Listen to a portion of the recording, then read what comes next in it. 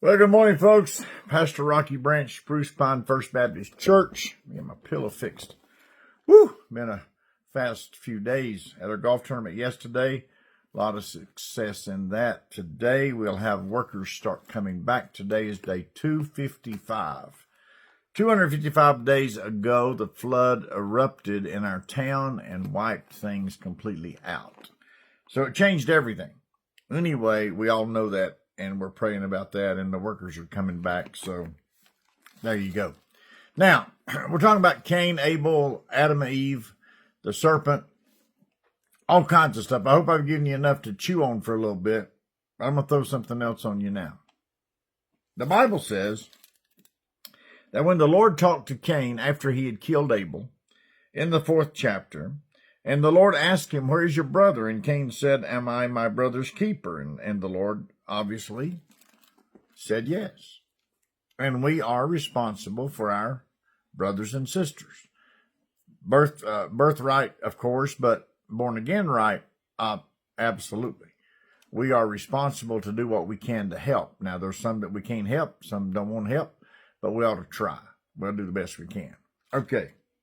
So now he says, the Lord said, "What have you done? The voice of your brother's blood cries from the ground, and now you are cursed from the earth, which hath opened her mouth to receive your brother's blood from your hand. When you till the ground, it shall not bring forth fruit. A fugitive and a vagabond shall you be in the earth." And Cain said to the Lord, "My punishment is so great, I cannot bear it. Behold, this has driven me out of this, from this day, from the face of the earth." That, he's talking about the area that he's in. He's going to be driven out. "And from your face shall I be hid," which means he don't think he can get hold of God because he's going to be out of the place where he met God, which obviously wasn't true, but that's what they believed. "And I shall be a fugitive and a vagabond in the earth, and it shall come to pass that everyone that findeth me shall kill me." And the Lord said, verse 15, unto him, "Therefore whosoever slays Cain, vengeance shall be taken on him sevenfold." So the Lord said he was going to protect Cain, and he was going to absolutely make sure that he lived. Why? Well, and the Lord set a mark upon Cain, lest any find him and should kill him. Wow. What's the mark? You probably talked about it before. The word in the Hebrew is oath. It's an interesting word. It has several different meanings. Oath, not oath like in court, but oath. A different pronunciation.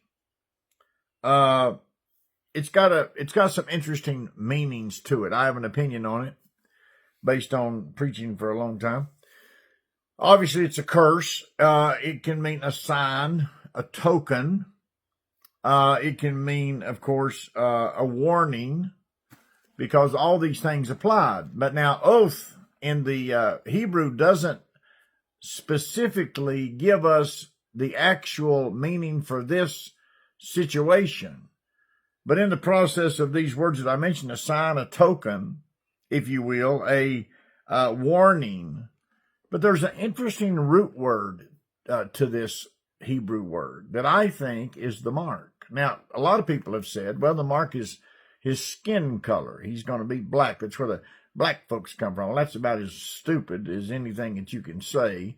And let me back up on it. I apologize for using that word, but it aggravates me so much that people take these ridiculous trips and say that he's no, it doesn't. No, it's not even close. No Bible for it anywhere.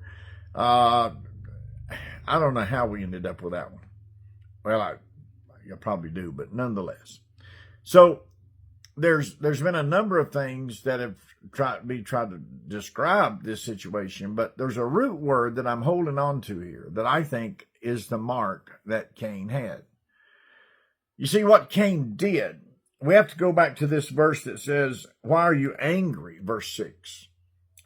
If you do right, your countenance won't fall. If you do right, sin will not be at your door. But if you don't do right, now think about this for a minute. Cain goes out with Abel. They're out there by themselves. He kills him and buries him. Well, he knows that. Adam doesn't know that. Eve doesn't know that. They're not even in the story anymore. But obviously, he had to fabricate a lie. Something happened to Abel. I don't know where he went. He just ran off. Who knows what that story was, but he had to say something. So now we got more challenges than that, because now Cain knows in his heart and in his mind what he has done. Abel, dead now. Adam and Eve didn't know. There's no indication that he even had a conversation with them. I'm sure he did, but certainly not a confession. So, what is the mark? Well, it could be a token of some sort. It could be a warning sign. It could be something that just stood out on him so much. I don't think any of that's accurate according to the word and the root word. I believe that Cain's greatest mark put on him, and one of the root words of this word oath is remembrance, memory. I believe that God said to Cain, you will never forget what you've done. I believe that the memory of what he did haunted him until the day he died. Now, you and I have some experience in memory.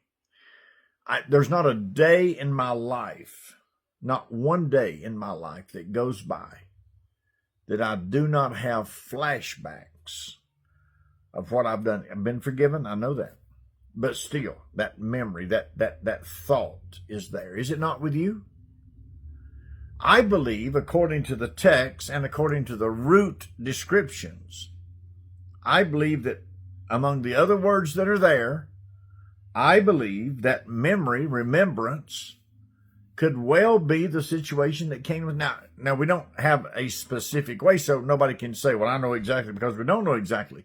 But by human nature, by him doing what he did, jealous of his brother, angry with his whole situation, jealous against God because Abel was received, he wasn't. So he's mad at God now.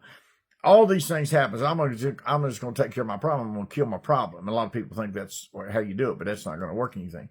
So now I think that this memory, the Lord comes up and says, hey, where is he? What is he asking him for? I mean, he already knows, but why is he asking Cain? Where is he? What does that promote in you? When somebody says, where is your car? What do you have to do? Think.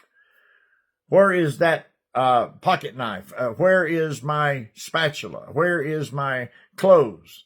Where have you been? All memory has to come back. I believe that Cain's curse was memory. I can tell you it's mine.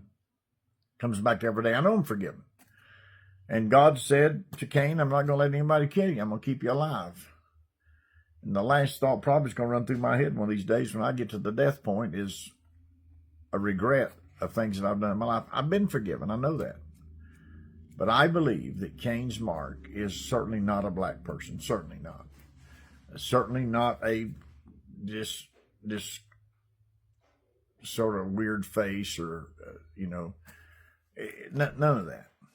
I believe it's his memory. And I believe he died with it. And sometimes we have that same problem. I don't know. It's just a thought, but I believe there's some meat on the bone. Think about it. I'll talk to you later.